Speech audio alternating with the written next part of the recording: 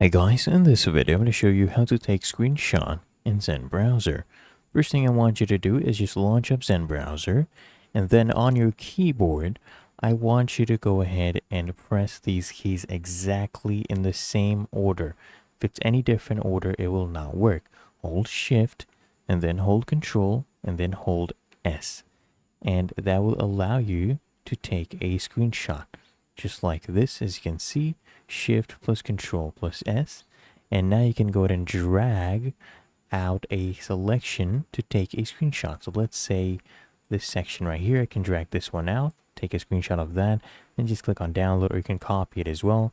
Or what you can do is you can save the full page if you click on that, and this is what it will look like. So here, as you can see, I can keep scrolling down. It's a screenshot of the whole page.